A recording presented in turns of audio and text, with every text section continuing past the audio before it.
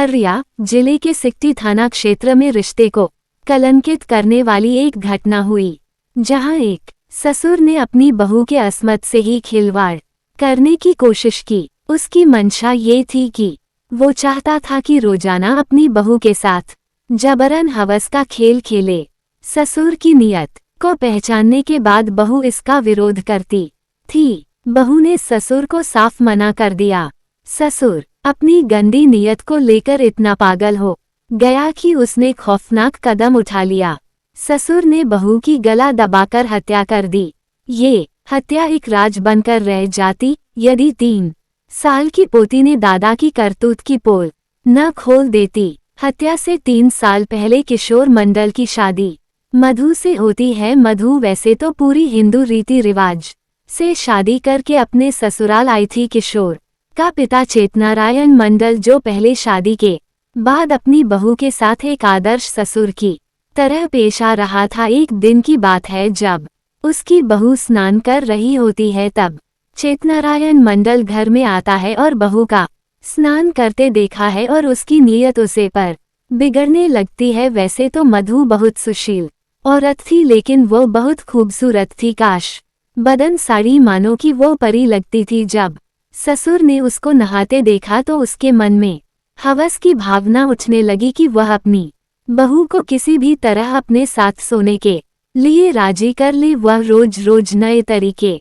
भी अपना था। बहू के पास रहने के लिए खुद खेत में नहीं जाता और बेटे को खेत में भेज देता, और बहू को अकेला पाकर कभी उसे मालिश के लिए बुलाता है और कभी खाना देने के लिए, कभी नहाने के वक्त पीठ करने के लिए बुलाता है। बहू एक आदर्श बहू की तरह अपने ससुर का सब बात मानती है। वह अपने को सहज पाती है। मालिश करते वक्त ससुर होता है जो अपने जांघों की मालिश करता है। जांघों के बाद वह पूरा बॉडी की मालिश करता है और धीरे धीरे अपने सारे कपड़े उतार देता है। साथ में जैसे ही बहू मालिश खत्म करके चलती है तो उसकी साड़ी पेपर रख देता है। बहू ये सब देखकर शर्मा करवा चली जाती है। वह सोचती है कि वह किशोर से बताएं, फिर वह सोचते हैं किशोर उसकी बातों का विश्वास करेगा नहीं करेगा, इसलिए वह चुप रहती है। लेकिन इधर ससुर की ओर करते बढ़ती जा रही थी। वह अब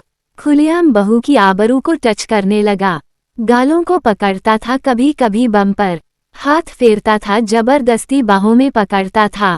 इन सबसे तंग आकर बहू ने ससुर की इन हरकतों का व्हाट्सएप विरोध किया। इससे नाराज ससुर ने मौके की तलाश में था। जैसे ही उसका बेटा किशोर खेत में गेहूं और मक्के को पानी पटाने खेत में जाता है तो उसका पिता बहू के कमरे में जाता है और उसे अपने साथ जबरदस्ती करने लगता है।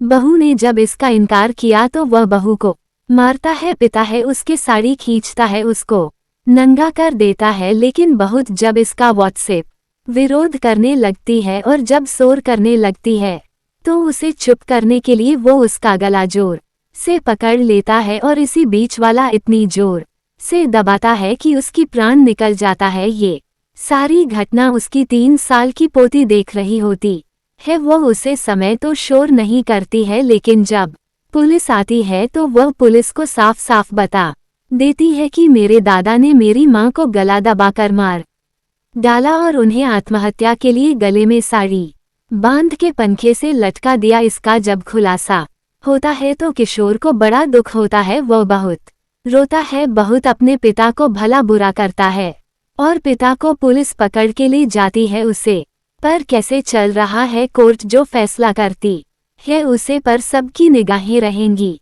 इस कहानी से यही सीख मिलती कि हवास में यह हंसता खेलता परिवार कैसे बिखर गया और एक बेटी के ऊपर से मां का साया है गया। एक पति को उसकी पत्नी खो गई और एक बाप ने एक बेटी को खो दिया।